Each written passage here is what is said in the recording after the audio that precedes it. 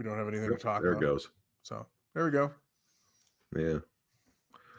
Okay. Oh, hello, and welcome to another live stream. Today, if we've done this correctly, we have just started live streaming, and hopefully that's working. Brett, do you want to check and make sure we can I'm hear ourselves? refreshing the page to see if it comes up. Cool. All right. And with him doing that, I'm just going to assume that everything is going okay. So there we go. Welcome to another live stream, an actual.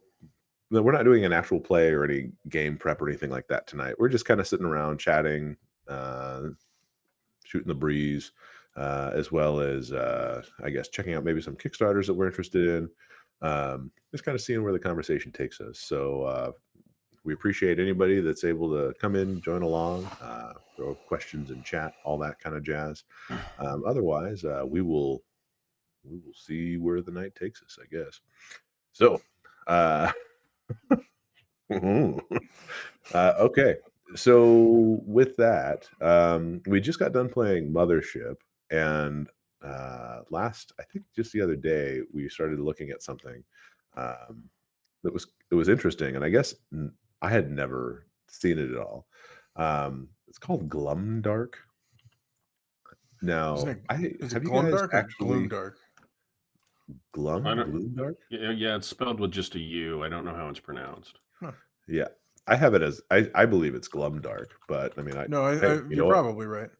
We could watch the video and see what they say. Yeah, why don't you crank up the video and let Nope, us too look much at music. it? Too much music. But yeah, so it looks like Glum because that's what I would say it is. But apparently, Glumdark has got a Kickstarter going up. That is, Glumdark is a system agnostic and thus works for just as well for a D&D, 5e, Morkborg, Pathfinder, or whatever system you prefer. yeah. So I'm going to go ahead and share my screen with everybody, just so that everybody can see what we're looking at here. And let's see. I mean, I'm looking at their website, not their Kickstarter. Well, I've got both up. Whoops. There we go. So we've got the Kickstarter, which has already done fantastically well for being a system agnostic tool. I think we've actually talked about this in the past, how system agnostic stuff. I think I would like to see more of it. Not necessarily written for any system, but just shoehorned into whatever system they want.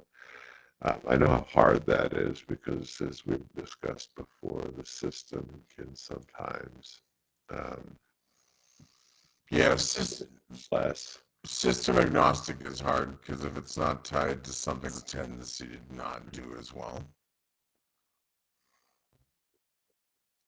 Yeah, it's gloomy, very, very OSR vibes. You got the dark, very red. Yeah. So, resource for fantasy tabletop content for years, hosting over 13,000 pieces of original handwritten content. We've also commissioned tons of artwork from our friends in the TTRPG community. It is now a massive book. Well, I can tell you I already like their phrasing because meat space is a great way to talk about reality.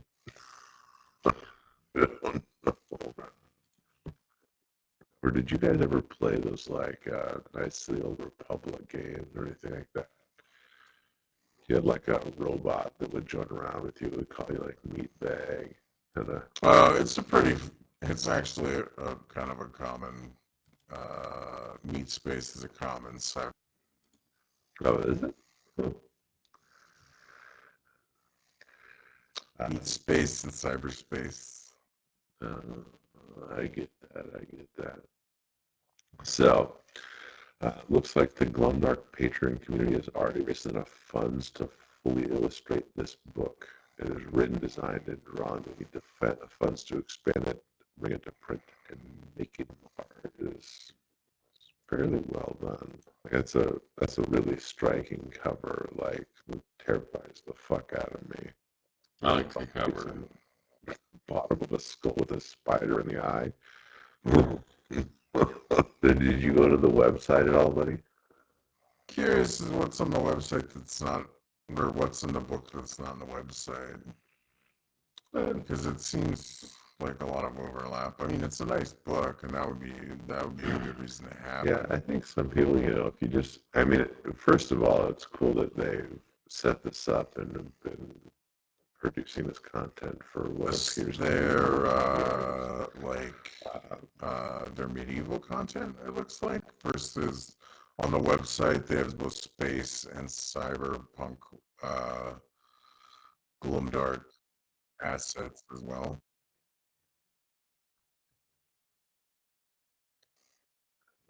it's a castle making, yeah, maybe. Perhaps Not really locations, time-honored yeah. traditional setting type. Yeah, this is more for their medieval setting creation, which is cool. Which means there'll probably be 2 other ones. Oh, that would be kind of Yeah, cool. especially with this one being successful, right?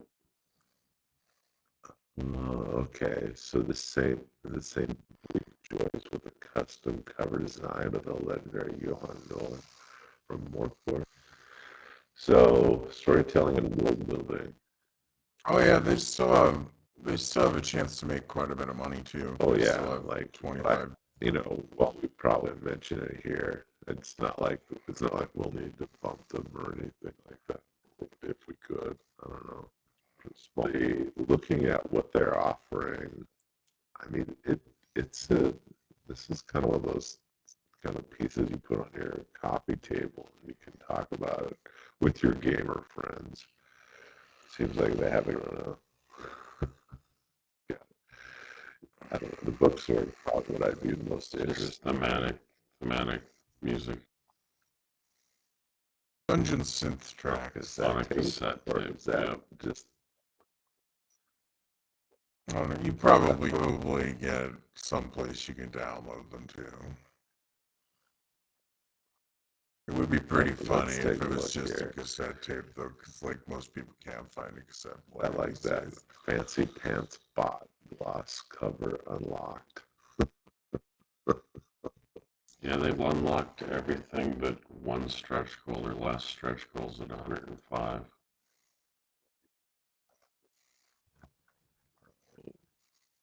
CTR0. The perfect accompaniment to a Glovedark inspired gaming session, a brew collection of dungeon synth track produced exclusively for the book's release, grinding synthesizers. Inside the Hey, I'm getting Yeah, told that physical the audio is cassette. distorted, Mike, on the play. Brent, can you confirm that? Have you been listening at all? Yep, it's pretty shitty. Yep. Oh, it did. Damn. Let's see. Yeah, it's very broken up and robotic. Wow, man. I don't know either. It's just me. No, I was told it was all of us. Well, I got a text message. Because I haven't been listening either. I think it fixed now. Is it fixed now? Yeah, it sounds like it cleared up to me. Yeah, it sounds better. Okay. Okay. We apologize for the technical problems. We appreciate you guys letting us know. Or whoever let us know. All right. Yeah, no, the Gremlin corrected itself, I guess. Sorry. Went I out mean for to a coffee interrupt the break. discussion on No, that's Glum good. / Gloomdark. I mean, you have to let us know. Thank you for letting us know. Yeah, it's weird, distorted that way. Yeah, I think it's the settings for this, the process we use for this. It is a little bit wonky with some settings. So I usually turn them all off. Tonight, I forgot to turn it's them back. Tonight might be cursed. Tonight Oh, it's it is. back. Not because I was listening, but because somebody let me know. Okay. 1 second. I sound like a Is it- drunk robot. It's pretty entertaining, really. Okay. Well,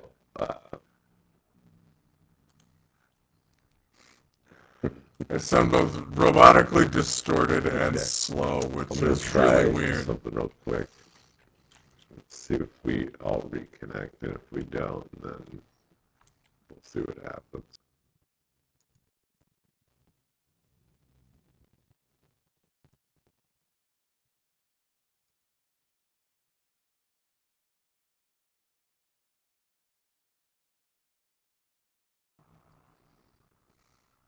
I only see him on the YouTube now. Yep. There's me. There's me. All right. We still sound like drunk robots. Yeah. You want us to Yeah. try dropping? Do we all sound like drunk Sound robots, not or great. just Everybody. it's something on my end, unfortunately? But don't. It's all this. Is that better? Just by going to the regular.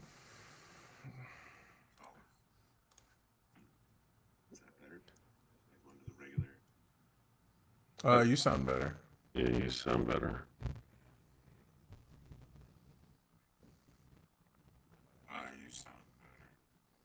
No, we distorted it again. Me and I Jack still sound like shit. Gremlins are back. So That's wild. yeah, I don't know what Yeah, happened there. we're garbled garbage. Dream. No, it hates Oh, us. it hates us. Okay. Well, I think we'll have to probably, let's say it clears up in the next like 1 second. We'll probably pause. Well,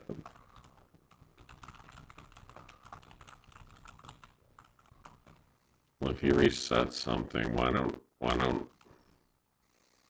I?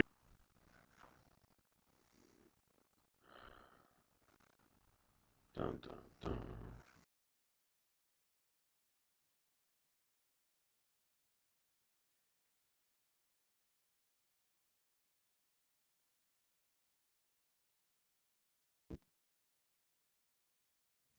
Back.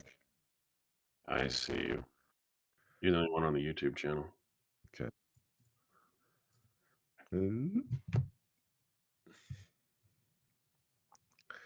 Okay, we're coming back.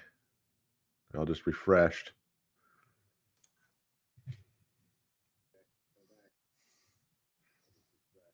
Okay, Mike sounds okay.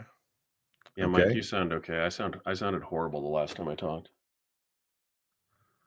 Okay. Do I sound like a normal person again? You sound okay now too. Okay. All right. That seems to improved everything.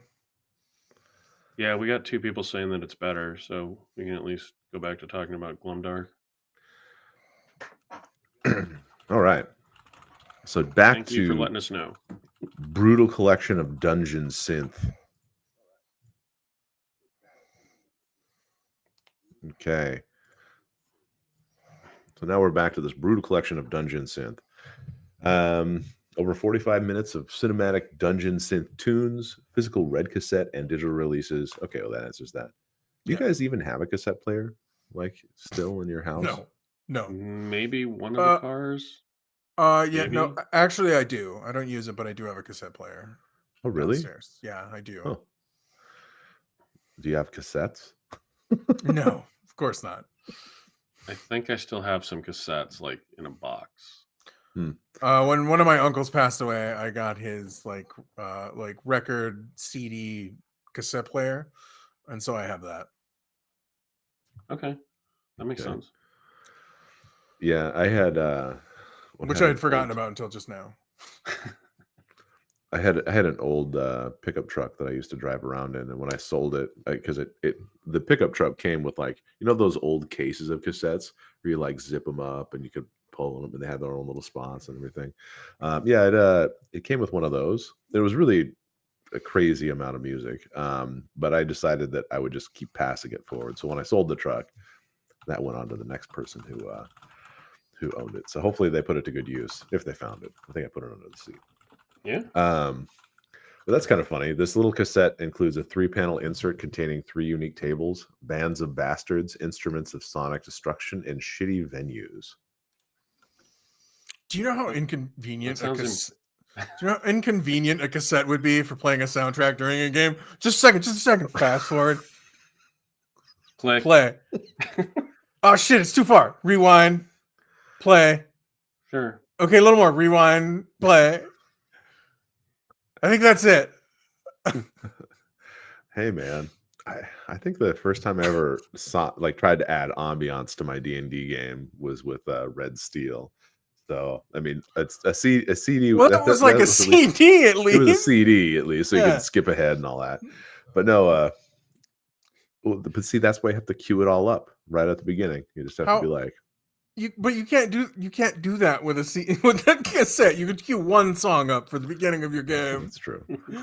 I mean, really like this song. How many songs when you were a kid, when you actually had a tape player, did you not know what the beginning sounded like because you never managed to fast forward correctly to the song?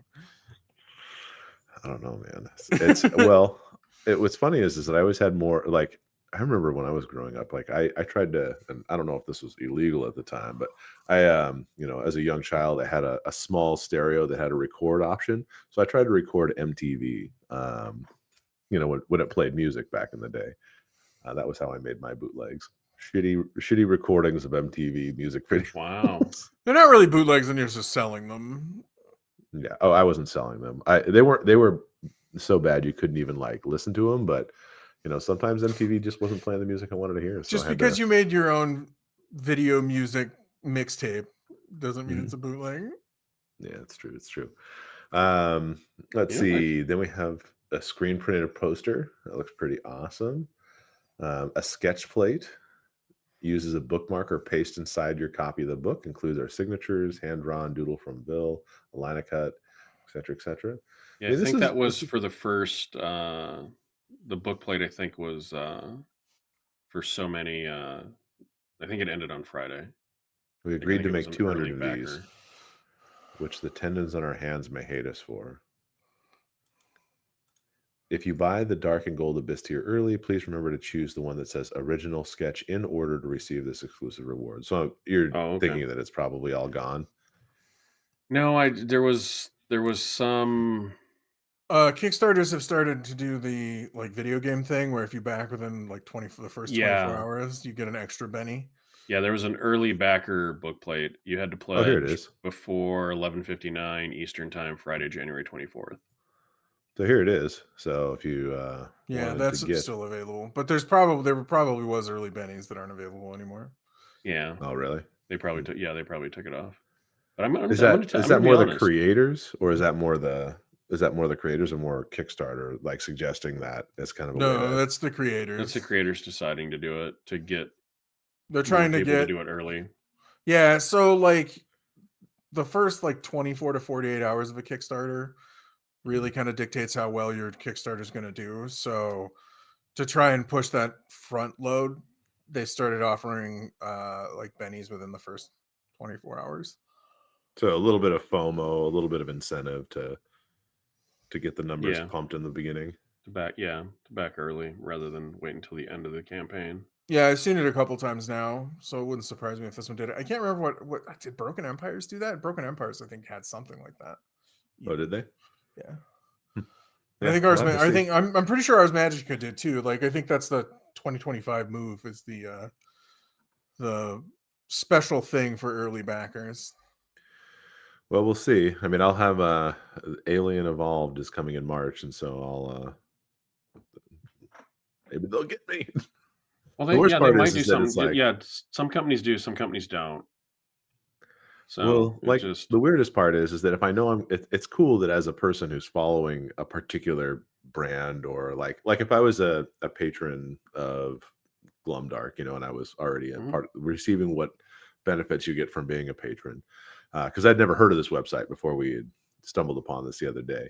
Um, you would probably know about these things in advance, and if you had already invested and this was kind of a resource that you really like, you would be lined up for it, hopefully right away, right? I know that sometimes, like the original sketch, whatever early tier rewards, depends on what level they are. But didn't I think DC 20 had an early reward that if you signed right I think away, they you did. had like I think they yeah, did. like you had 3 or 4 days to sign, and you got like digital rewards like right out of the gate, I thought. Oh yeah, it was his some of his back catalog books is what it was. That's right.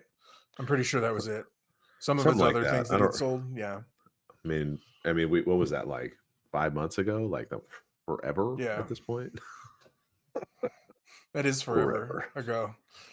So, but no, I think it's pretty cool. Honestly, it gives a certain vibe, and I think that if you really like it, it seems that based on what I'm seeing right here, Bad Omens. That is that a random table, Yes. or that's just a static Must table, be. right? Well, you roll on it and then click it, I think. I don't think it rolls itself. No, Yeah. but I'm just saying, like, I was just curious if this table was a static table, or if like every time you clicked it, there was Oh no, a I think new it's a static D20 table. table, or at least the options were changed around or something like that. Huh. Yeah. Did you guys see Yeah. that if you order the book, you get a year of access to the website? Oh, that's I think I scrolled by that a because it good says, selling point. yeah, you get a full year of access to glumdark.com, adding nearly 3,000 items, characters, and random And you get rows. the digital soundtrack. Oh, and an STL file if you want to Of the digitally print the Glumdark spider. spider. Yeah, it was 5e content from DC 20. It Okay. was the 5e content, yeah. Hmm. I don't know. Yeah. $36 for the regular book seems like 30. I know it's $36 plus shipping, and the shipping is where right now everybody's getting hammered. But that seems like a pretty good deal if Yeah. if these are the kind of tables that you want to use to enhance your campaigns. I think tables are fun. And I mean, there's honestly, you could create a lot more shorter adventure just using some of these tables, as kind of like a deviation from what we had done, what you normally do, right? Because unless this is the stuff that you're always doing, this would be a very different gameplay experience for many of your players. I suspect, based on what I was seeing on the tables and everything like that. Sure. That's kind of cool. Yeah. So Glumdark, interested to check out. I don't know if I'm going to back it. I think I'm waiting to back my first project this year for something really special, if not aliens. I have I don't know. I don't have my first project. I think Brent already chose his first project, didn't you, Brent? Wasn't there a new cult? Colt's releasing a bunch of stuff, so yeah, I'll probably get that. They make gorgeous products, so Yeah. Did you already Have you backed one yet, or are you still no, Colt is. I think it starts next month. I think. okay? do they have anything on the Kickstarter for it yet or not? It's just a sign up and watch sort of thing right now, I believe. Okay. I could be Yeah, wrong. because I remember you send that to me, and you were like, I'm gonna do less stuff this year. And it was literally like a Yeah, day god damn it. later. Yeah, it was like, god damn it. Yeah, Colt is I'm the world's really cool, and I really like their resources. Like their books are really cool. Mhm. I'm not interested in Six More Vodka's new thing.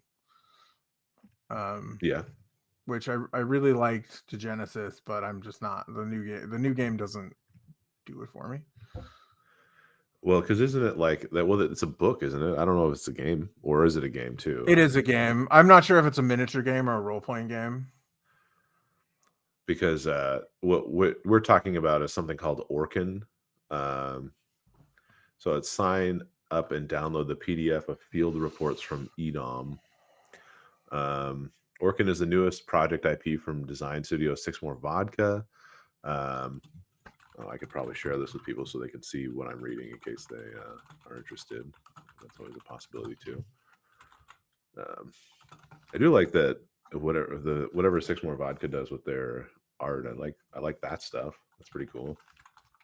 Oh, their art design is amazing. Mhm. I'm sure the art in the book will be absolutely beautiful.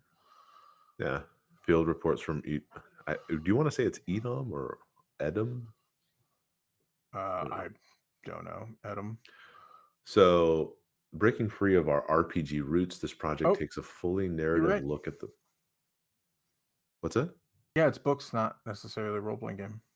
Yeah, each at the peak of their own ascendancy, telling the story through a lens of perspective in media, novels, art books, anthologies, and more. Um, I mean, like the art looks fantastic, Yeah, I but was not as you aware that said, this existed. yeah, I think I Oh, got it directly from Six More Vodka because I'm on yeah, the me mailing list that too. doesn't send anything out ever. Yeah, me too. This has been their project since they stopped printing. To Genesis, I think this is what they've been. I think this is what they've been working on. Like to Genesis was interesting because originally they started out as an art company, so this is way more like what they really started out to do. Mhm. I'm not sure where the idea of making a game in relation to like their art is where that came out of. I mean, it was really cool and it's a cool game and it has a cool narrative and everything, but art seems to be what they really wanted to do when they started. Yeah, but the games themselves, it looks beautiful, which is crazy. Like, um, some of the stuff that I see, like when I looked at the Genesis stuff, I was just struck by how impressive the pictures were, how Oh, detailed they're many of them were too. yeah, their art is gorgeous. Like I said, that's really what they wanted to do is they wanted to really do a lot of art. And Brent was fortunate enough that he happened to email them right at the time when they were apparently thinking about relaunching a They limited did. run of the That's where I got book. my copy of it is I emailed them and said, "Hey, are you ever printing these again?" And they said, "You should keep an eye out for the next couple months."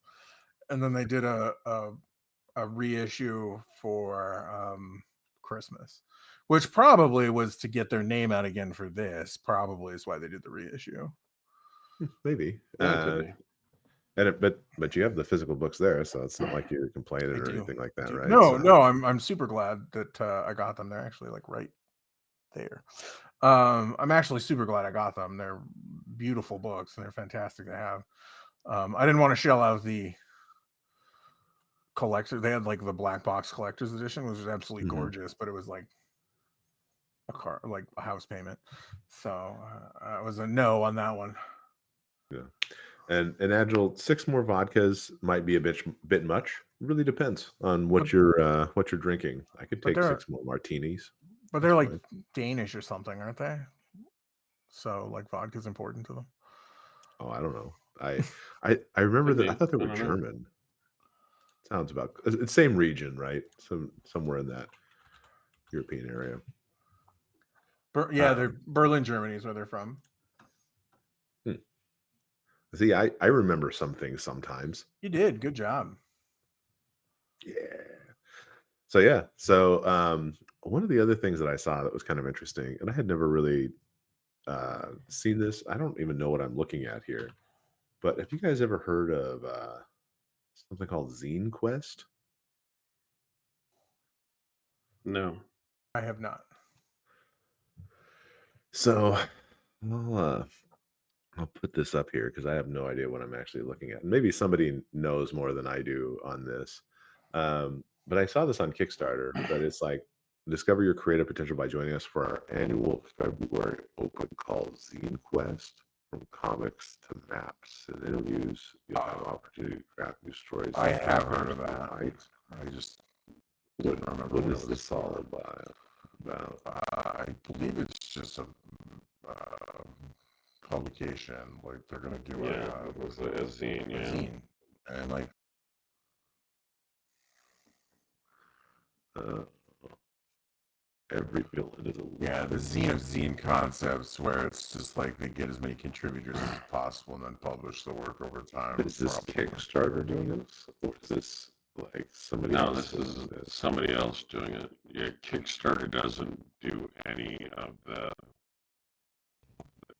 Kickstarter's just the platform. Right. Scroll Like back. they don't do any projects. Keep going. They don't have the publisher on there. Yeah, I mean, it just says create a new world, sign up to participate, and it's a Google. Well, I mean, Zine Quest is the name of the whoever they're putting in. We're garbled again. That's too We're bad. gobbled Man, that is again. wild. Good It's because grief, they're talking some of it, crap about Kickstarter, I guess.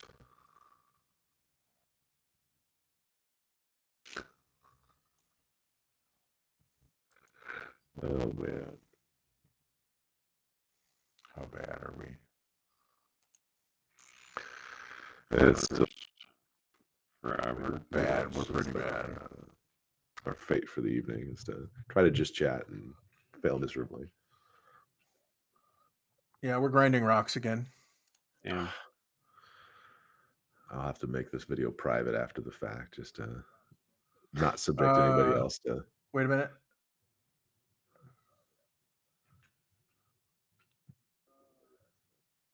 Was that an improved or? I think we came back. That is wild. It might be the internet. It could be, the fires in California are burning I think down all of our. I think we're fine. Yeah.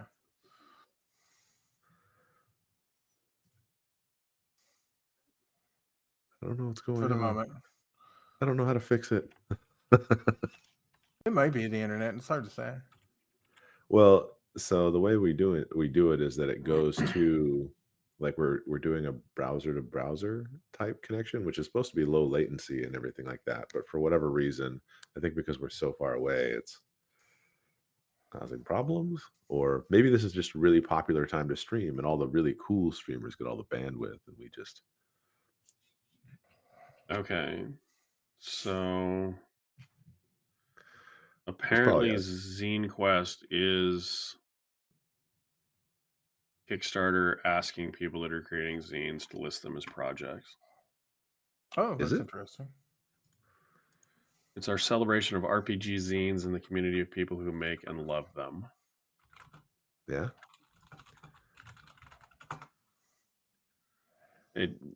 That's in the Google description, but it's not on the page that you had up. Oh yeah, Kickstarters. Okay, Yeah. Zanecast 2025. Embark on an adventure in RPG creativity. Sharpen your swords and ready your spell books. Zine Quest returns in 2025. This annual Kickstarter celebration brings together creators and fans of RPG zines, inviting everyone to launch their own tabletop gaming projects. So wait, is it submitted for 2025 They and then it what kickstarts? What? people have to kickstart their zine in February. It's to be inviting part people of to it. kickstart their own zine. Is what it's inviting Yes, people to do. that's what it's doing. That's why there's no publisher listed, Mike, is because Kickstarter is saying, hey, you should make projects for your zine with us to get it funded. Yes. So they're talking to you squarely, Mike. It's a and all that Kickstarter. It's a writing that you do. Kickstarter ad. Yeah. Oh, okay. Well, I was just curious because I mean, I do like zine content. Like there's been a lot of people out there that have been, maybe smaller publishers or something like that produce these zines for their own games or, for games that they really like, and it's fun to read some of that stuff. Like I think I saw a Shadows Dark zine that was kind of interesting, and I know they weren't giving away a zine, but like when they did the Cosmere launch, they had a dollar you paid for. What the hell was that called? There was a zine that kind of like coincided with the release of the Cosmere RPG that gave you a little bit more details behind the scene. And so if you're interested in learning more about like what Brandon Sanderson's thought process was on things and some of the other game designers. I think that's pretty common now too. I believe Rel did that with Distal too, where there's this monthly zine release that he does. Yeah, I think that DC20 has a zine. I mean, it's good. It's just good reading. I mean, now who has the time to read all these zines? So you have to kind of pick and choose wisely. But there's some pretty good ones out there, honestly. So I'd be curious to see what this Zine Quest 2025, puts together. We'll see. It means I also have to buy something in February, then, doesn't it? Well, multiple things if you're really interested in zines, because it's not going to be one thing. It's going to be multiple zines. Yeah, you have to back I know. each individual project. You get more than one zine. Yeah, my wife won't mind. Too much. Too much. Yeah. So other than that, The zine haven't content seen in any other real. the zine content in the RPG community is kind of interesting. How like there's whole games like I mean, Mothership is basically one of those zine games where Mhm. like small press pamphlet style games. Yeah. No, there's some really cool stuff. But yeah, I don't know. I mean, RPG news is big, small. I don't know. Where you guys? Do you guys have anything that you've seen in the last week or so that constitutes as notable for the RPG world? I have not. Other It's still that weird time of year to me where it feels like things aren't fully up to snuff. Does that make sense?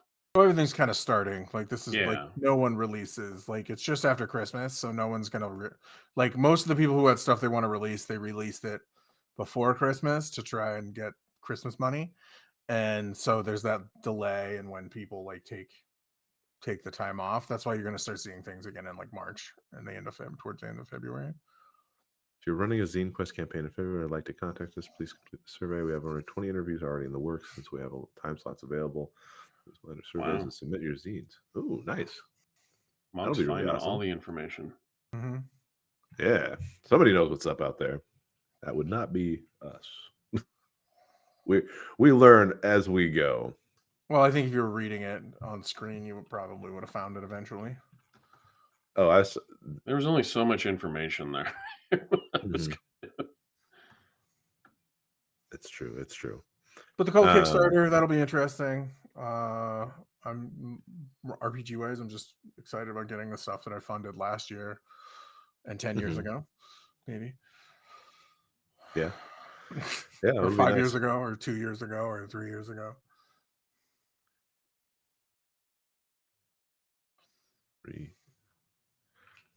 Why do I know the name Philip Reed? I don't know.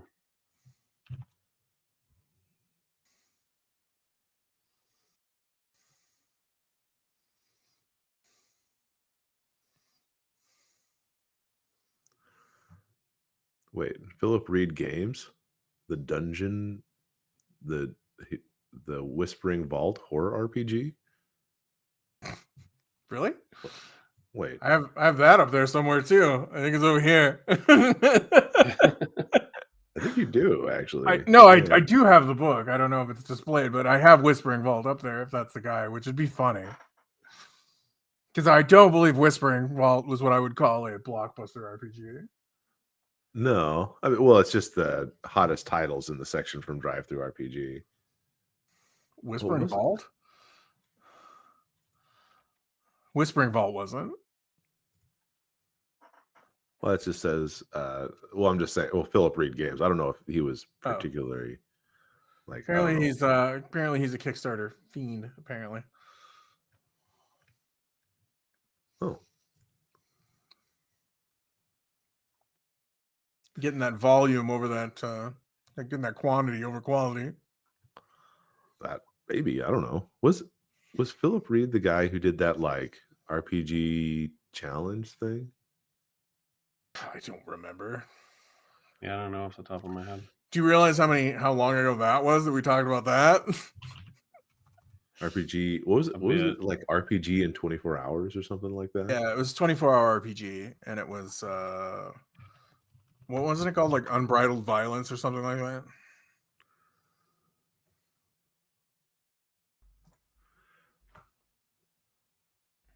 Verse Monsters Deluxe Edition.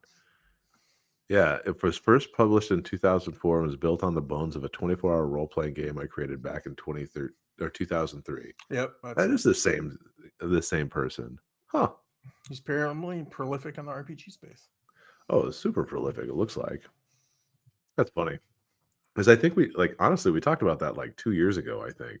The 24-hour RPG. Because I don't even when was that actually take place? Do you remember? I don't remember.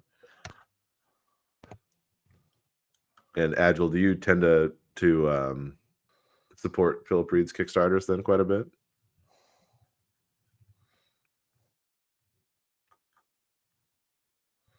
And he wasn't the dude that did Whispering Vault either.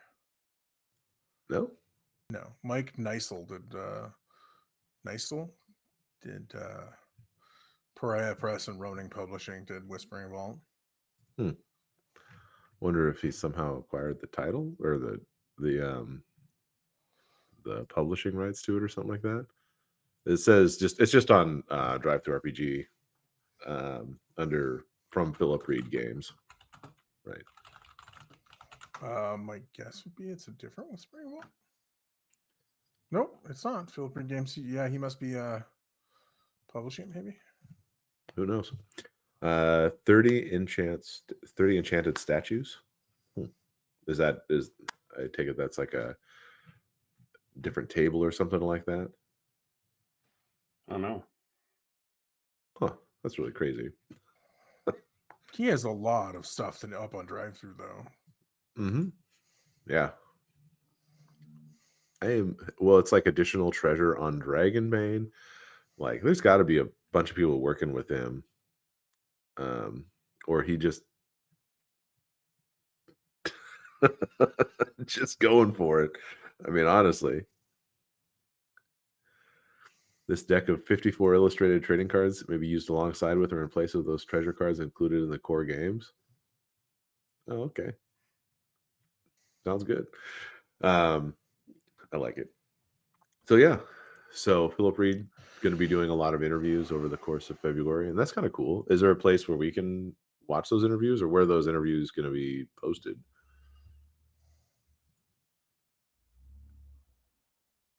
Aren't they for the zine? Oh, maybe.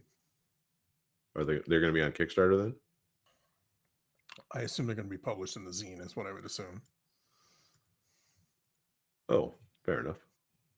Could be there. Because I think that's what it said in the thing, was that it'd be interviews for, different creators, interviews and stuff like that. Oh, our new Zine Quest zine about zines. That's a mouthful. I think my It's brain had a hard time. It's a zine catalog. Zine Quest Zine About Zines is a collection of interviews with RPG creators, and we're posting a new interview each day in February to our Quest for Zines Kickstarter campaign. Reading comprehension is really important. I did not comprehend that. When you play games, it does this thing in your brain where you don't read like whole sentences anymore or whole paragraphs. You just read like the start of it, and then you're like, "No, this is how it works." And then it's like, "Oh, I didn't read all that." Well, I think that in the beginning, especially with D&D, that's because that's where most of my brain was going. Like, if I saw a rule that was remotely close to a D&D rule, then my brain just was overwritten by a D&D rule. 40K causes that sort of brain damage in mass, where it's like, oh, the rest of this paragraph doesn't matter at all. Just this one line is all that really matters. And like everyone that plays the game does it. It's bad. And so basically you're set up your army on the table and you're like, this is what they do. And they're like, well, did you read the rest? And you're like, well, of course. Oh yeah, no, that conversation happens fairly regularly. Yeah. Like, did you read the rest of the paragraph? And then you read the rest of the paragraph and you're like, oh, it doesn't work like that at all. It works entirely different than I thought it did. Yeah. That's pretty good. You probably, none of us really play 40K as much as we used to. Oh no, but that, like I said, that particular sort of brain damage seems to occur in 40K fairly frequently. So yeah, I was actually I had just learned about through another friend about I have not been following Warhammer very much at all, but apparently Age of Sigmar has the Vanguard thing going. Is that something you followed at all, Brent? No, I haven't followed anything about 40K. I didn't like Age of Sigmar for one, and for two, yeah, I didn't really follow. I haven't followed 40K since I stopped playing. Yeah, it seems like they've done a little bit of they have a skirmish battle thing that's going on. I haven't looked into it too deeply, but a friend we both know had been showing off his painted Skaven and a few of his other Vanguards units or something like that, whatever they're called. They look pretty cool, and I mean the details on the models are great. He was doing a fantastic job painting them. So I don't know. It's a, Games Workshop puts out the most beautiful models ever. Like their sculpts are great. yeah. But that's Other than also why they're $50 for one model sometimes, yeah. or I, $150 for a big single model. and the worst part is my painting was never good enough to take those big centerpiece models and make them look any good. Like I feel like anytime I have one of those really big models, my first big model that I ever painted was a Bloodthirster of Corn for Warhammer Fantasy. It did not turn out great. It turned out Uh, like a 13-year-old who never figured out how to paint. You my know. my painting's okay. My brain is wired weird when it comes to motivation. Like painting Mhm. models and then not playing the game. Like I can't. It just doesn't motivate me. Like I know a lot of Hmm. people who paint models just to paint models, and I can't seem to do that. Yeah, it takes a lot, and I mean the prices are so prohibitive that I mean even though the models and everything like that look cool, it's just I just Oh can't yeah, do they it. outpriced me. I used to. Yeah, they've outpriced me. Like I'm glad I don't play anymore. Well, it's like it definitely when you look at like shrinkflation and what you used to get for armies and stuff, you used to buy $200 box and you'd be like, oh my gosh, there's so much plastic in here that I'm never going to get it put together. And now you buy, I think what was it? One of the Age of Sigmar armies was just like three giants. The and Well, you're like, oh, yeah, but those aren't too bad, really, in the grand scheme of things. Because if you have a 200 model army, you're probably paying a lot more than you're paying a couple $1,000s. So yeah, Wow. that's true. Yeah, it's true. Not back when I was playing. I could get 200 models. I could get all those Gretchen on there, no problem. Plenty of points to spare on the army list too. You're not into just buying them off of Timu, Brent. I have bought Russian copies of models, reprints, and occasionally they're terrible. I believe that. Like occasionally they don't fit together right. Like I did I don't know if I showed you guys, I did that dragon for my dad. I bought, Mhm. it was way bigger than I thought it was, but I bought it and it bananaed like this. The two sides, the model fit together like this, but Oh both wow. sides of the resin bananaed like this. So I had to like heat it up and push it back together and then green stuff the shit out of it so it would make one whole piece again. So yeah, some of the knockoffs are horrible. They're cheap but not worth the amount of work that you have to do. Um, I mean that's a pretty that was a Kingdom Death model, and it was like I don't know, it's like a $300 model that I got for like 50 Wow. bucks. So it was worth the work, but yeah, Trench Crusade's a popular one lately. But I'm a fan. Like 40K for me is like the lore is really why I play the game. So like I wouldn't play Mhm. another miniature game really, but no, like yeah, I'm glad I don't play right now because it would be Oh wow. Yeah. expensive. Rules by Although game designer. He worked on Mordheim and Warhammer 6th edition. Yep, that's and pretty Magic the good. Gathering. I see that. Huh. Yeah, I've heard a lot about Trench Crusade lately. Is a tabletop war game set in a blasphemously wait. Let me try that. Let me share my screen so we can get everybody on the same page. So Blasphemously alternate. yeah, so here are the models up here. Trans Crusade is a tabletop war game set in a blasphemously alternate World War One era, created by artist Mike Franchina with rules. Blah, blah, blah, blah. Wow, what is a blasphemously alternate World War One era? You'd have to read the fluff of the game. Well, they have heretic legions, Mike, so that goes with the blasphemous theme. Altars of the Golden Calf. Also, welcome in, Sophie. The Sultanate of the Iron Wall. Well, the artwork's really good. I think this reminds me very much of I like the some artwork. some images that I saw in the comic book Berserk a while back. Very similar kind of expressions and stuff. Um, the Black Grail, the miniatures, those look pretty badass. Not gonna lie. 3D printing has allowed a lot of smaller press models to look very good. It's not like the reason that GW got such a jump is because they had, all of the technology originally to do like injection molding and stuff like that to get the detail that you needed. Mm-hmm. And plastic plastic is a lot better than it used to be when they started. Like you could only get really fine detail in resin originally, but the technology with plastic has come a long way. Yeah. Well, you're basically buying the prints of these, and then you can just kind of make them yourself. So based on your printer and the materials used, your mileage may vary. Is that what I'm getting? Yeah, depending. Yeah, your 3D printer matters. Monk just suggested a game for you, Mike. Stars and Sails on BackerKit, swashbuckling in space.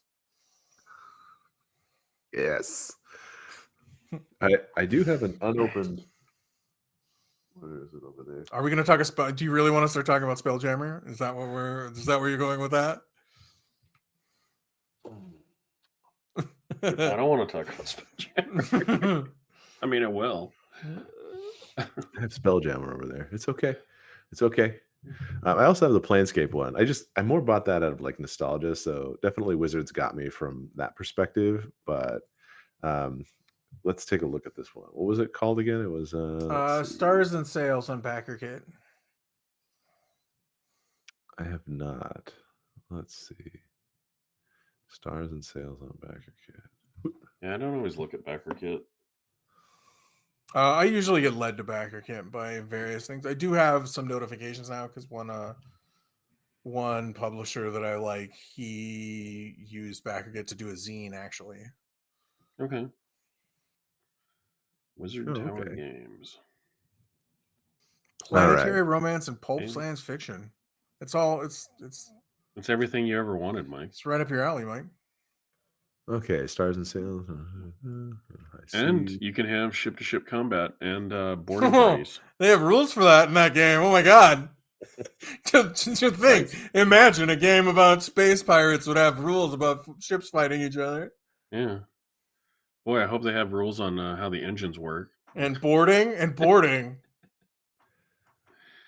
Let's see. Polly has been in the RPG game industry for 35 years. Polly was a writer, director, and lead designer of Nightshade, an action-adventure title for the Nintendo Entertainment System, and she was the lead designer for the mega hit video game Shadowrun. Wow. Impressive. Wait, the lead design for the mega hit video game Shadowrun. Which I would like to see that bespeaks a question though, which Shadowrun game they're speaking of. According to the link at the bottom, it says it's the 1993 video game. So that would have been for the Super NES, wouldn't it? I think that's what it was. If it's the Super Nintendo one, that was a good game. If it's the Microsoft Xbox one, it was horrible. It doesn't appear that way. Let's see. Copy link. Let's see. Do you remember that, Jeff, when Shadowrun came out on Xbox and it was a team shooter? I don't. Oh, it was terrible. It was the worst. It was the worst. Oh yeah, that's a good game. Yeah, that one's beloved. Yeah, that one's pretty good. The second one was better, but that one's pretty good. So I remember a lot of people playing that one. The team shooter was rough. It was rough. Really? Yeah, it was bad. Yeah, but team shooters were big then, remember? They were.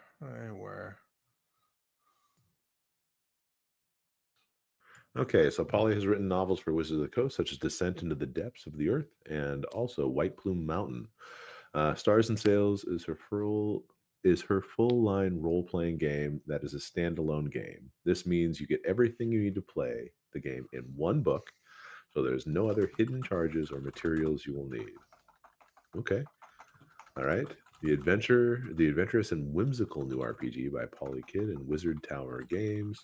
Stars and Sails is a role-playing game where you choose from a list of whimsical classes and races and adventure in a magical world of swashbuckling and adventure.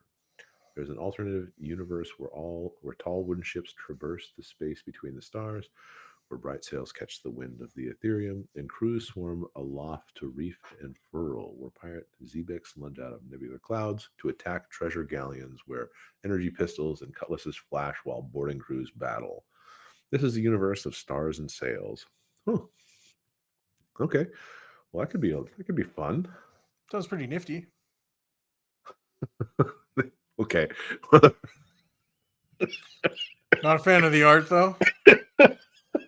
Well, so the art in here, I wasn't exactly knew what to expect because I'm looking at the art. It looks very like ephemeral, like, oh, we're Well, the traveling cover along the art, yeah. astral space. And then I get down to this and I immediately get like Knights of the Dinner Table, like just Oh yeah, from it's very sketch. cartoony. That's kind of cool though. It just, Well, those are. I mean, those for a loop. are sketches before they've been colored. They're just trying to show It's the true. art process. They're kind of, but scroll up. That skeleton is pretty cool, even though it is kind of cartoony. Scroll down a little bit. The colored one, Mike. There you go. There you go. Yeah, I just was thrown off by the sketches, which is fine. I mean, they're just kind of you're getting everything ready and all that stuff, but just made me laugh. So what do you get? Both hardcover and soft cover levels also get an EPUB and PDF version of the game. That's nice. I think it would Oh. be it would be like Kickstarter death at this point if you were like, you just get a book, you don't get the PDF of the game. Like that would pretty much be like Kickstarter death, wouldn't it? At this point, wouldn't it be like, oh, this Kickstarter's doomed? If they were just like, nah, you don't get both. You can go Wait, all in, Mike. You can get some minis. Who did that? Somebody did that, didn't they? What? Did Draw Steel do that originally, where you could get the book or the digital? Yeah, I think some split it up because there are a few people that don't want both. Like, so they offer a digital level for some people, and then some campaigns then in the middle skip giving you both. But if you do the higher end stuff, you get both. I don't know. I don't know what goes into the decision making. Like I can see I guess what I'm saying is I can see the PDFs being split off, like buying those by themselves. But I think at this point, if you buy the book, you most of the time get the PDF with it. You should talk to Wizards of the Coast.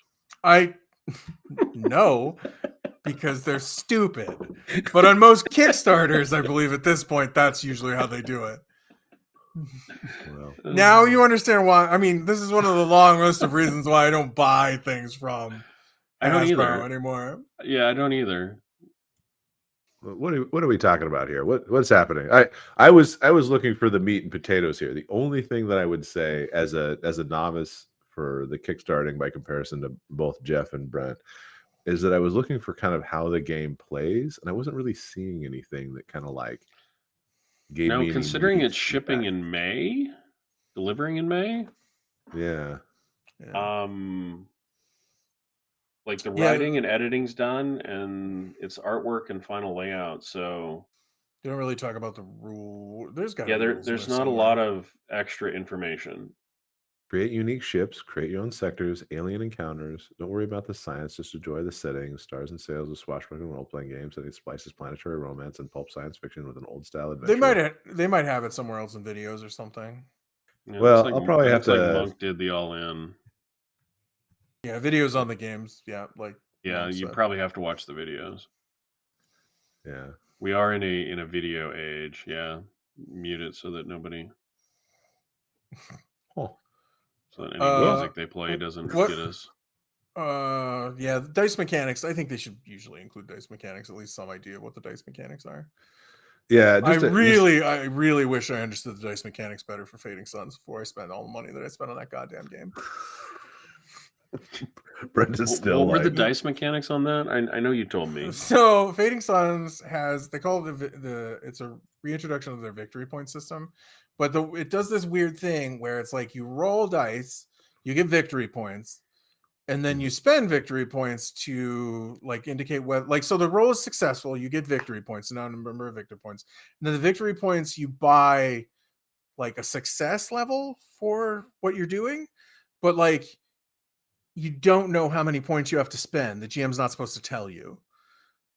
So there's this weird like there's this weird economy to it where it's like you don't actually know how hard the thing that you're doing actually is, regardless of how good you are at it. So, and then it also leads to weird situations where like, oh, you succeeded in getting like in an attack. Oh, you succeeded in hitting them, but you didn't spend enough victory points to actually do anything to them. Fun. And then it's like, so like you run into these weird, I don't know. It was really weird because it really just took you out of like the dice just got in the way of playing the game. Because the player was trying to figure the player was like trying to figure out like what I set the difficulty at, and trying to figure out like what I set the difficulty at and how many points they should spend or how many they should save, and it just didn't flow very well at all. And maybe I didn't understand. If there's any fans of Fading Suns that want to explain to me better, third edition, please do. I would be willing to discuss it with you. But it just, when I tried to run it, I did not enjoy it very much. I like the older system better, the pool systems that they had. Well, to be fair, I mean, we could play Fading Suns third edition later this year if you want. Just give you I'm some not. time. I'm never running a game of it again. So if you would like to run it, you can. But I'm never running it again. I'm not going to say challenge not accepted, but well, I mean, we'll see. He sounds serious.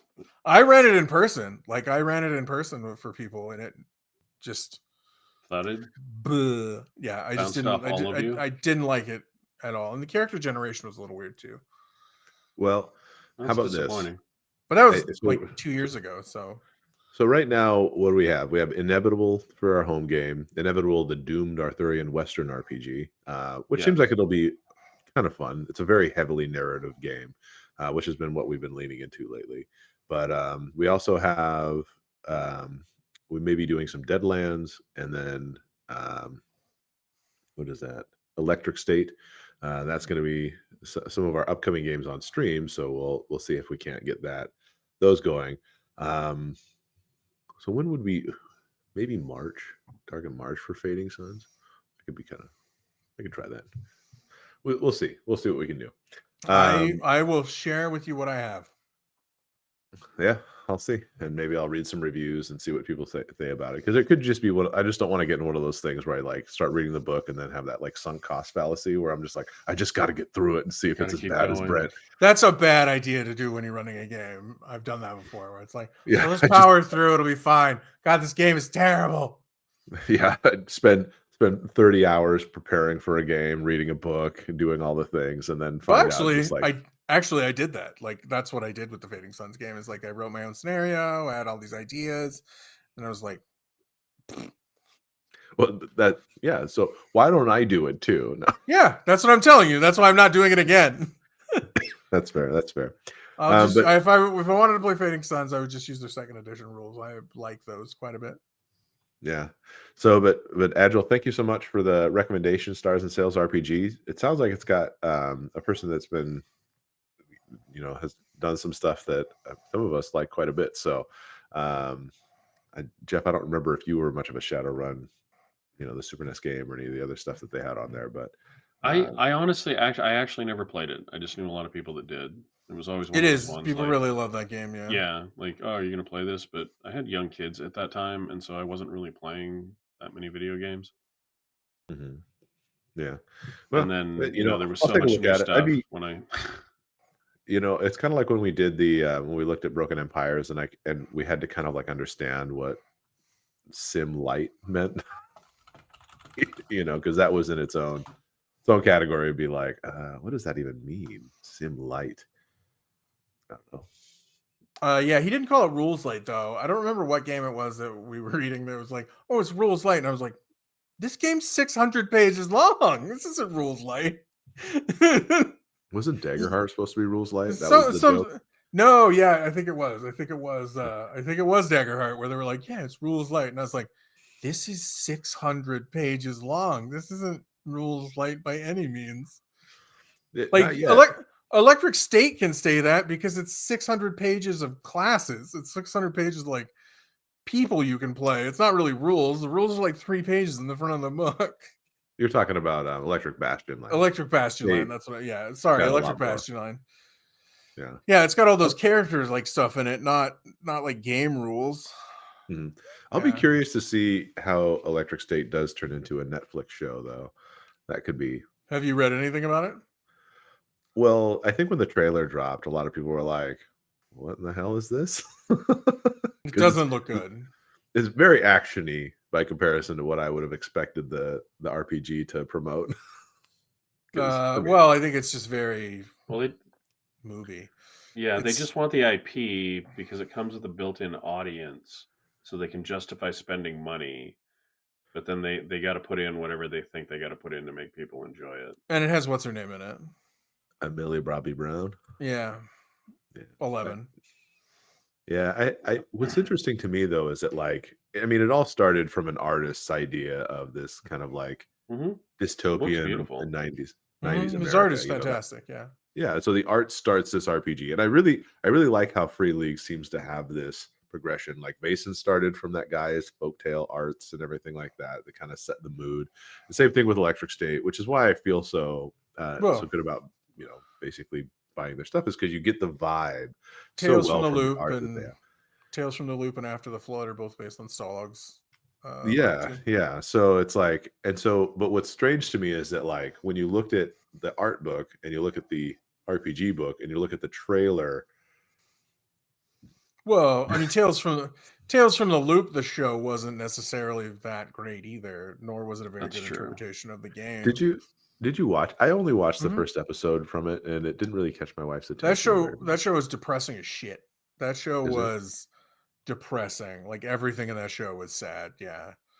Like it had That's some of the great. element. It actually had some more elements of like Electric State. Really, like there's a guy in one episode. There's a guy that gets trapped in a robot, Okay. and like he can't ever go back to not being in a robot. So like he's Oh, just this hunk of junk like wandering around in the woods because I around the think loop.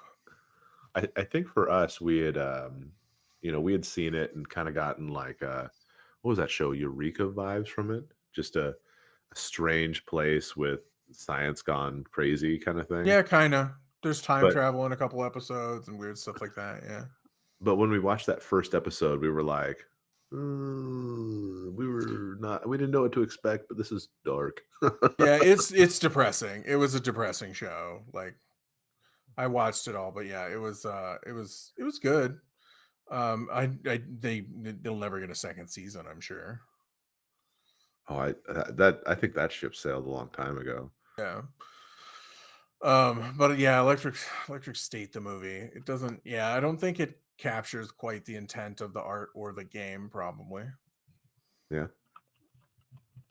it seems like it's going to be more like wacky action movie. A lot Wacky of action. action. I think they were like, this world has mechs and they're made by corporations. Obviously, this is an action setting. It seems like the Borderlands. I get the Borderlands movie vibes from it. Is what I got. Which I watched, by the way. Oh, you did? How Yeah. was it? It wasn't great. What did it deserve to be nominated for a Razzie in like every category? Because I think it was. Probably. I mean, it's not great. It's just it's just a brainless action movie. That's fair. None of the characters are right. For like, Okay. it doesn't really do border. It's like not really a Borderlands movie. It's just kind of a colorful action movie. Yeah. But I mean, but the question is that was it at least fun to watch for the time that you spent? Like, Oh yeah, did you watch it and go, okay, there well, I was was fun. entertained There for 2 was funny hours. bits. It was. I did not feel like a waste of 2 hours. Let me put it that way. It was fine enough to watch to be entertained by for 2 hours. I mean, that's pretty low Like bar, but at there's least weird. Yeah, well, I had the bar really low on this one. I assumed it was going to be like stab my eyes out bad, terrible, but it was entertaining enough. yeah. One of the things that I think was interesting about it is they decided to not have what's her name be a siren till the end of the movie. Spoilers for everybody if you want to watch Borderlands. Thanks, Brent. Now I can't watch it. You probably don't want to anyways.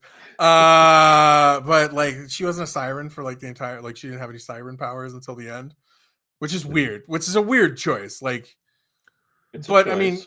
mean Kevin Hart as Roland. Roland was weird too. Like because he's shorter than everybody Is that a else in the short movie. joke? It is a short joke. I mean, he's almost Tiny Tina's size. So what's funny is that I tried to play Borderlands, but because I really can't do the first person shooter thing, I got through about 15 minutes of the game, even though I own like Borderlands and Borderlands 2. They were how super cheap on did Steam. you play Deus? And Deus Ex is first person, isn't it? Third person over the Is on the it? shoulder. Yeah. I thought it was third. I thought it was first person. But for some also, reason. there are some times when I just power through games. So if it was first person, because I thought it was third person, if it's not, then maybe I just powered through it because I kept on getting so angry at trying to stealth through the missions. You know, In between bouts of vomiting, what was the 'cause it game I gives was playing you get the other nauseous, day? right? Like it. Yeah, he does. Yeah, I get pretty bad. Like I was playing something the other day that just I don't know what it was, but it was We just need to like get Mike an Oculus for Christmas. Not for your entertainment, Mike. For No, for ours. ours. We'll have your wife and your son.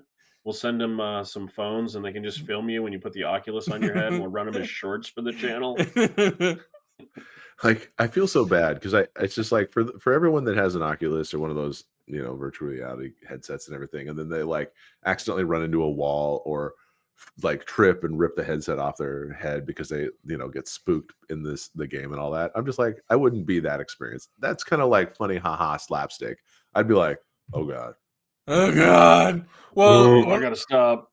one of the guys that writes for Penny Arcade, I can't remember which one, but he takes Dramamine when he plays Mhm. Oculus because he gets sick. Like he medicates himself so he can play his video game.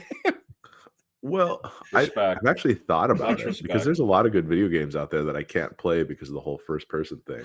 Oh man. I was just- Do you want to play something though for 100 hours that you have to take Dramamine for? Well, don't they have like seasickness patches you can just put behind the ear or something like that? Yeah. Yeah, but I don't know if it's a good idea to use those excessively. Sure it is. Just string them around like a necklace. I think you want to use one at a time. Use as directed. I don't think you want to like put 40 of them on your body. Right. Yeah, I don't know. I think there's a lot of good games out there that aren't first person and that won't make you, nauseous and dizzy the entire time. Yeah.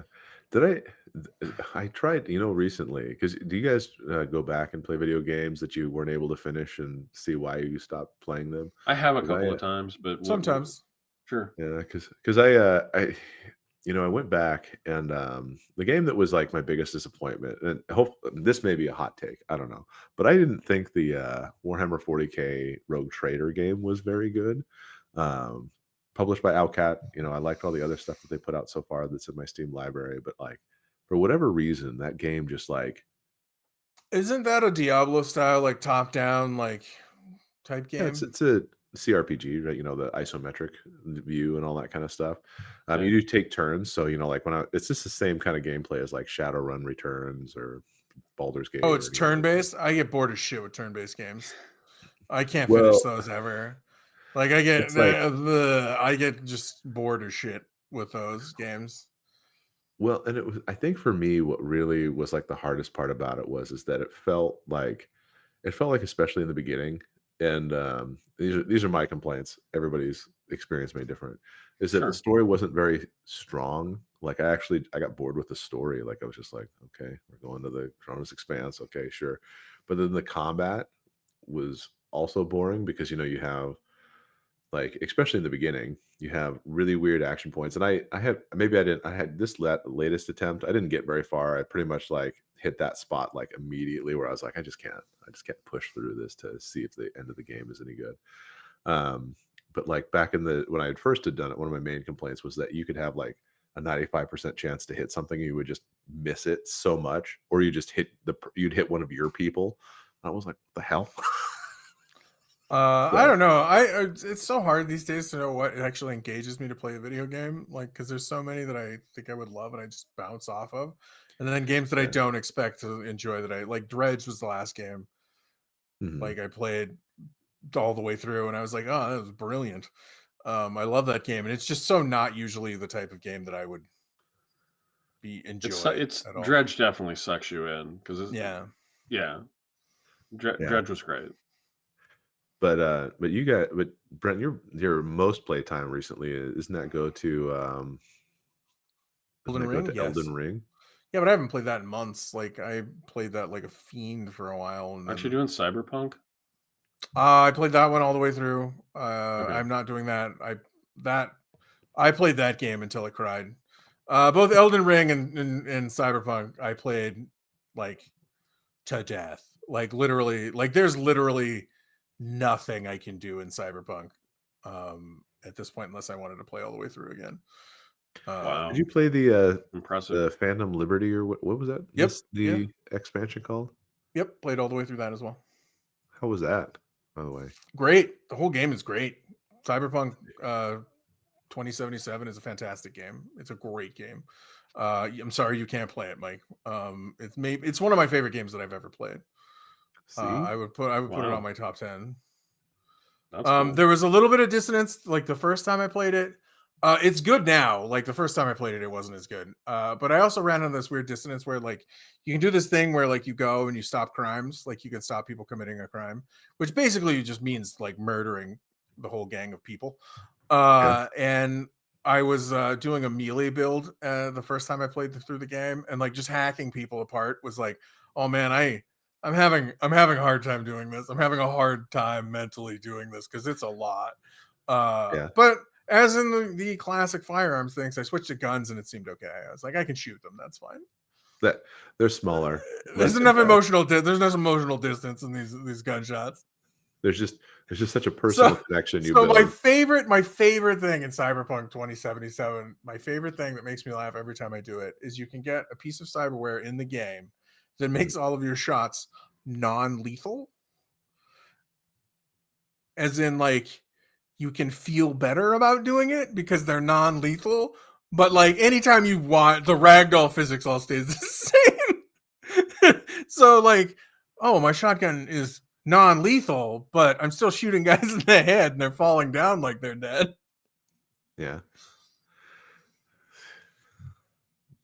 Yeah, it was the funniest thing ever. That was one of my favorite things. It's like, oh, you don't have to feel guilty about it. Let's see. I'm just trying to. I think Monk lost me. He took a left turn at Albuquerque on me. Which game is that about? Is that the Broken Empire? Oh, it could be. Yep. Yeah. After this date, we will lock in reward selections and charge your cards for add-on items purchases and pledge upgrades. Yeah, I did all my survey stuff. If you backed it, Mike, you need to go make sure that you did your survey stuff. I was regrettably I was low on RPG funds at that point. Yeah. So thank you, Monk, for me. I'm good. I supported it. I backed it. I thought you backed it for some reason. I thought you bought the PDFs. I really want to. I wanted to back it, and like I said, it just timing wise, it just was a bad time. But if I don't get the early pledge rewards and all that stuff, that's fine too. I can. Well, that one's over. Yeah. Yeah. I backed it not big time. I backed it. I think I only backed it for the books, like the 2 books, the starter set and all that stuff. Yeah. No, I'm excited to play it. So when it comes out, looks like its estimated delivery is later this year. But yeah, I'm excited to try to play it and all that stuff. I want to give it a try, a good old honest try, because it looks like it's really cool. So I think there's a lot of time put into it, which is cool. Yeah, well, and it seems like it's like, well, what do you like about your style of play, and a smart and very smart approach to trimming the fat, but still making sure that there's enough in there to really enjoy the meat of the rules, helping you tell the story of the game, and kind of like. Yeah, I worry a little bit about the creative smash where it's like, oh, I like things from this game and this game and this game. I'm just going to put them in a blender and see how they work and how they taste together. Like I worry about that a little bit, but hopefully it works out. Oh, I'm excited for it. I mean, we'll see. I think it'll be fun. I'll definitely run that one, unless you want to, Brent. But I think I'll definitely run that one. And I will share with you what I can. Yeah, I have to do Fading Suns first, though. Well, it sounds like I'll have time if it's not expected until October and all that stuff. And then, man, there's so much stuff to play this year. So Agile, do you have any games that are on your to play list this year that you're like, most definitely I want to play this, or do you have kind of like a pile of games that is kind of like my Steam pile of shame. Games that I buy, but just don't get around to playing right away. It's on a discount. I'm gonna get it. Well, exactly. Because I mean, honestly, I was super excited to go to my local game store, and they were doing like a weird sale where they were just about to move, and so they put a lot of books in the back, and so they needed to reduce their inventory for the move.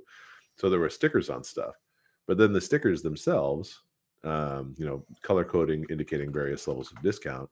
There were some of the same products that had different colors of sticker, so it was kind of like an Easter egg hunt looking for the biggest discount. So I got some stuff, Vaskrim and all those kind of things. Super great discount. Excited to play. Don't know when we'll play, kind of thing. It's important to just be set. That's what's important. Mm-hmm. Whenever you need a game, you can always pull one off the shelf. Exactly. And if I'm lucky, I'm gonna start making my bookshelf a little different. Blew my Kickstarter. At least you have a budget. I don't have a budget. I just say, ooh. And problems happen. And problems happen. That's fair. That's fair. It's easy to get a little over your skis when you get excited about Kickstarter. Yeah. It happens. It's the truth. It's the truth. Well, and like the hard part is that, like I think when I used to buy more books, I was like, oh, I could spend $30-$40 on a book. But now I'm like, oh, I'm backing this. Like, what was that? What was the one Broken Empire thing that I saw? It was like, a couple $100 for, I mean, a good set of the books and everything like that. But you could easily spend $470 on this thing. Ooh. And well, yeah, I mean, backer tiers, like they're good at advertising backer tiers, where it's like, ooh, but I could get this for just a little bit more. It's double, Brent. Yeah. Shut up, logic brain. Brent, you're already in for $129. It's nothing exactly. to put another $30 on that. Exactly. Starter bundle. Exactly.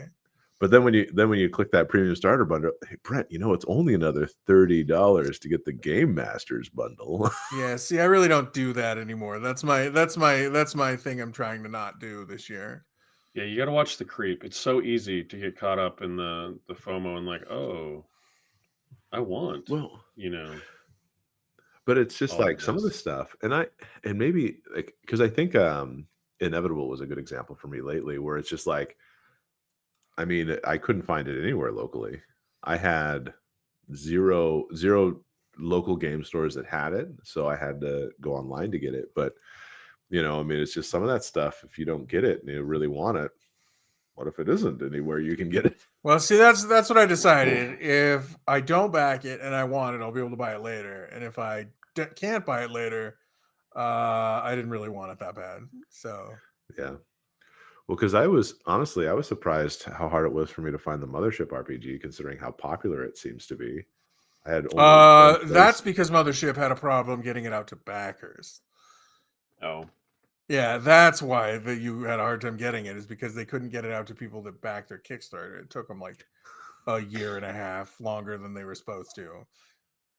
Yeah, well, that's fair. That's fair. Talk about something that could have ruined a company if they wouldn't have gotten those out like on time. Like, people were pissed about that. It's like if you looked, you could find posts about it everywhere about how, why is Mothership not giving me my book yet?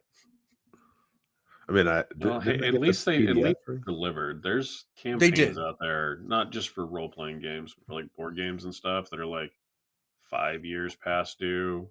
Well, with like one update a year, and everybody's like, "It ain't happening, bro." I mean, I've had a couple of them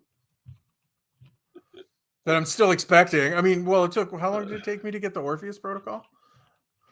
I think it took 4 years, 5 years. Yeah, because it was pre-COVID, and I got it like mid last year. So yeah, 4 years, I think. That's a long time. And Blue Planet still hasn't funded Recontact, and that's been quite a while. Yeah, I need my pre-orders to show up in a reasonable amount of time, because essentially that's what we're doing nowadays. Well, this was when it wasn't a pre-order, and I think that's part of the problem. is they weren't made yet when I ordered when I backed these Kickstarters. Sure. Whereas now it's like, well, like if you back a Modifius back project, like they already have everything pretty much done. Yeah, You no, are they're just slamming it reordering. out. Yeah. Yeah. Whereas this was like, oh, I the printer I was using went out of business. Like I get updates like that on some of the stuff that I backed pre like 2021. Like I think that that I know that happened to Orpheus Protocol. Is they're like, oh yeah, the printer that they like tripled their prices because of COVID, and I can't get a printer. Right. And then Blue Planet, something similar happened where it was either a distributing company or something like that, and they're like, yeah, we can't actually do that anymore. So Yeah. Wow. So you don't track them close enough to say you've given up on them, but I'm curious the longest. I wonder what the longest fulfillment. I still get of updates. those I still producers. get updates on Blue Planet from the guy writing it, and I have most of the stuff in PDF, I believe. Nice. Well, that's at least Well, at something, least right? yeah, at least you're not fully high and dry, right? Right. Like you're partially high and dry, and I'm not saying that's a good thing, obviously. Yeah, I think I'll get the book. Well, I have faith I'll get the books eventually, which I guess is kind of funny, but it's just going to be a while. Fair. There's that one that is 12 years and still no delivery. What the fuck? See, Brent's all calm, and I'm like, I get an email, and they're like, yeah, we thought our stuff was going to ship out before Chinese New Year, but it's not, so that's going to add 2 weeks. Well, And I'm getting all huffy because my order's delayed by like a month because of Chinese New Year. I'm probably not going to play the game within the year, so it's probably okay that it waits for a little while. I didn't say it was rational, Brent. Don't apply logical thought to my emotions. Sometimes it's not rational to be just calm about it either, really. There's times where it's like, I think you should probably be a little bit more upset about this, Brent. What game? Which one has taken 12 years and it still hasn't delivered? If it's over 10 years. Well, first off, if it's older than like 6 years, I've probably forgotten that it existed. So I'm not probably expecting. Yeah, what kind of anymore. game is it? Is it a computer game? Because I can believe those. Oh, I know there's a couple of computer games that are absolute Star vaporware. Citizen, right? Isn't that the? Yeah, I think that's the one. Yeah, that's absolute vaporware. Where it's they're never vaporware. I believe it's called a scam now, not vaporware. Well, maybe. I mean, I thought people were playing like a beta or something. I mean, that could all be lies, but I think there's one that did do a beta, but it's terrible. Like they're like, this is not the game that we funded. Well, no, because Star Citizen is still out there. I actually played the beta of Star Citizen, or an open beta or a beta weekend or something. I don't know which tabletop RPG that is. Weird. Unless it is Blue Planet. I don't think it's that. I don't think it's Blue Planet though. I think that's only been in like 5 years.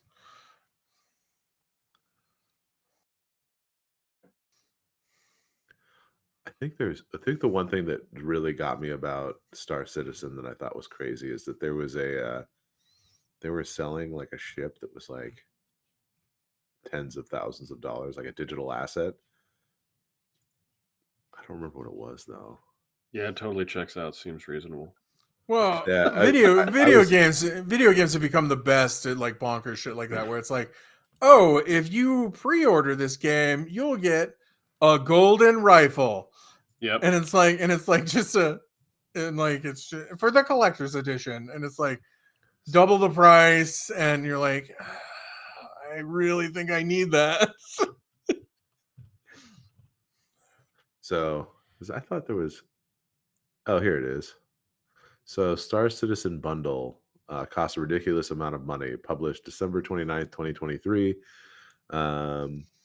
Here it is. It says multiplayer space trading sci-fi combat simulation Star Citizen has dropped a new digital bundle, the Legatus 2953, that costs more than a brand new car. They will receive an entire fleet's worth of vessels, including some of the game's biggest ship, and it only costs you they say an eye-watering $48,000. Yeah, but think of how cool you'd be in comparison to everybody else. I mean, maybe.